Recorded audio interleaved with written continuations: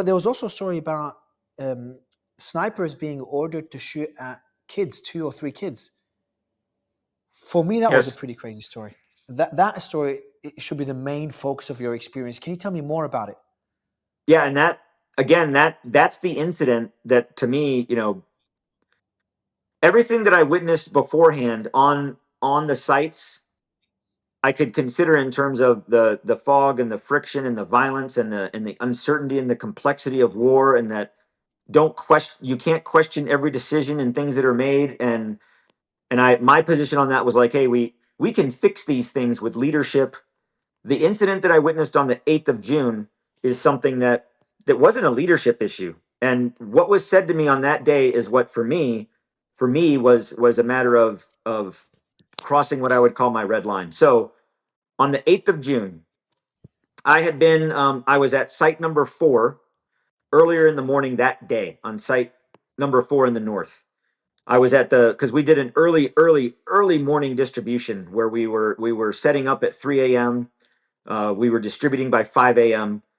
So after distribution on site number 4, I traveled back to Karim Shalom, where the main operations center is, and um, I was then in the main operations center, um, on the radio, kind of conducting doing the operations coordination for distribution um, at site number 2 for that distribution period. So I kind of switched roles in times where I was on the site during distribution, or I was in the control room, kind of mission commanding, like NASA mission command, Houston, this is, Apollo, this is Houston type of stuff. So I'm in the control room.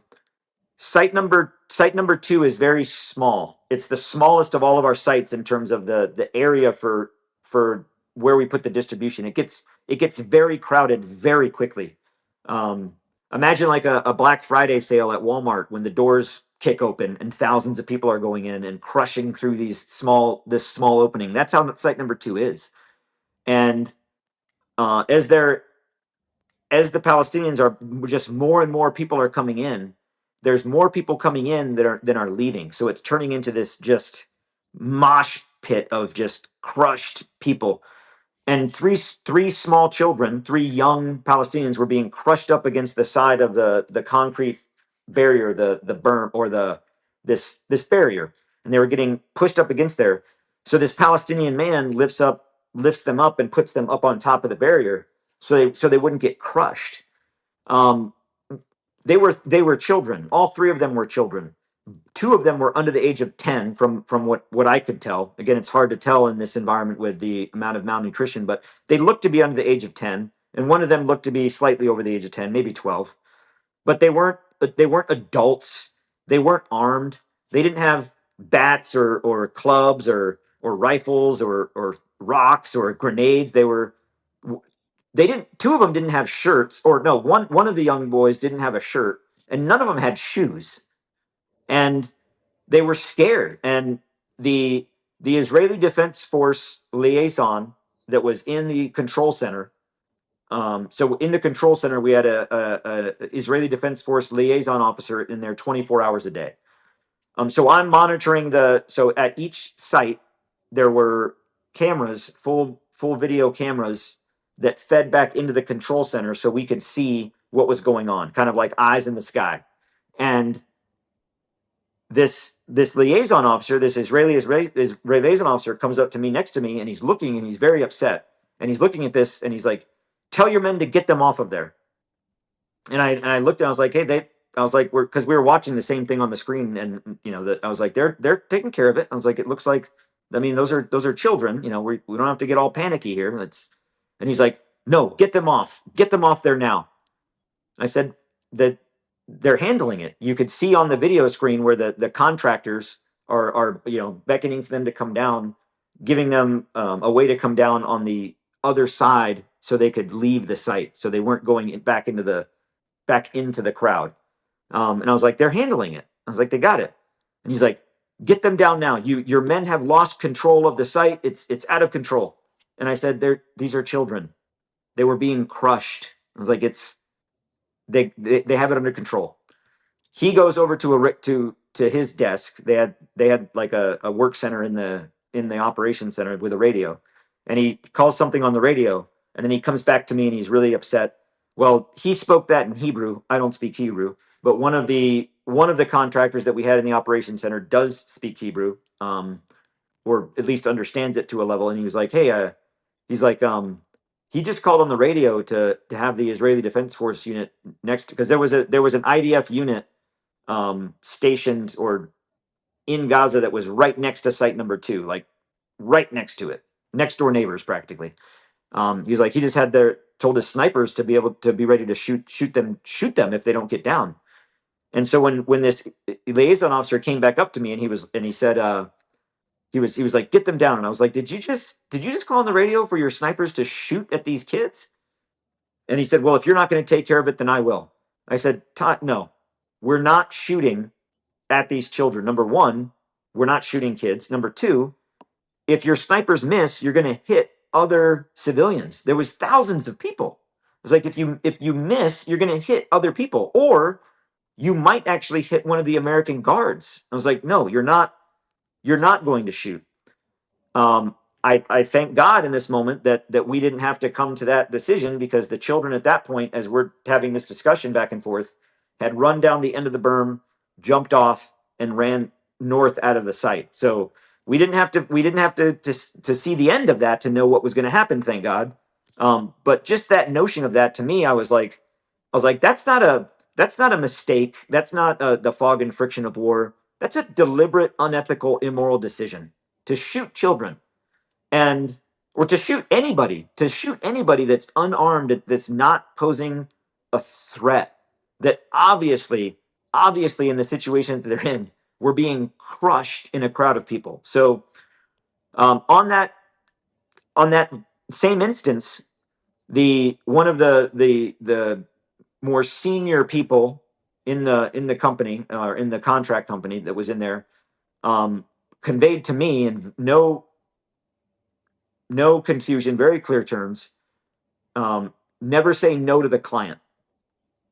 And I asked him what he meant by that. I was like, what do you mean don't say no to the client? I was like, what are you talking about?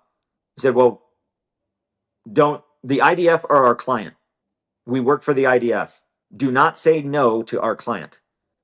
And I was like, we work for the IDF and they're our client? I was like, so you're saying that if they want to make the choice to shoot children or shoot unarmed people or make a decision like that we're just supposed to say okay?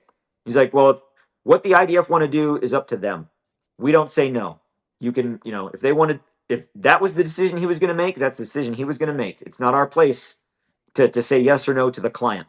And that there is what told me that I couldn't be a part of the UG Solutions armed security contract anymore. That I needed to be, I wanted to, and I needed to be in a position to where I can influence change on these things. That I couldn't be a part of it anymore at that level. Now, I understand ugly things happen in every war, and I understand war crimes get perpetrated by bad apples in every single army on each side of every single war. Yeah. But in such a short period of time, to having witnessed just so many instances of things that are just considered either unethical or in some cases a war crime, is concerning. And if you mix that with the inability for the press to be able to enter Gaza, and the fact that no aid organization, independent aid organization, is operating there at a scale that existed prior to the war, should concern anyone listening to this. Doesn't matter on which side of the argument you are. I do want to go into the enigma of the entire discussion. That's the aid organization itself, the Gaza Humanitarian Foundation. I tried to understand who they are. I struggled. I think you struggled as well. Everyone struggles. Everyone struggles. Even the U.S. Congress can't get answers from GHF. So what do you know so far? I know that the UN, just kind of giving basic lay of the land for the audience, the United Nations took care of most of the aid in Gaza. Now, there's been allegations where the UN has been infiltrated in some cases by Hamas, and since then the UN has been completely banned. UN and UNWRA, UNRWA were completely banned from operating in Gaza. And there's other organizations that were trying to fill that void. And the biggest one is the Gaza Humanitarian Foundation, as well as the World Central Kitchen. These are the two big ones right now operating in Gaza. There's also UNICEF on a smaller scale. UN and UNRWA are still operating on a smaller scale. And there's also the American Near East Refugee Aid. Now, the GHF stands out for multiple reasons. Number one is very mysterious. We don't know a lot of things about them. Number two is a lot of aid organizations just don't want to work with them. And a lot of the people that are receiving the aid are very critical of the GHF, much more critical than any other aid organization. Can you tell me more about what is GHF? What are the points of concern that you've seen in the way they operate? And why are other aid organizations not collaborating with GHF and criticizing GHF? And maybe also do some comparisons in what you've seen with the UN prior to Gaza and in Gaza as well. Yeah. So, who is the Gaza Humanitarian Foundation? That's a great question. No one's been able to figure that out. What I do know of the Gaza Humanitarian Foundation, which is very, very little, but what I do know, just as a data point, again, the information I have that I'm sharing with the world, these are data points. The conclusions to these things will be decided by the international community and what we as a world are going to do. But a data point on this, as I mentioned before, on the day that we opened operations to begin this, that we're going to come to the rescue and save Gaza operation to bring food into the enclave. The day we started, and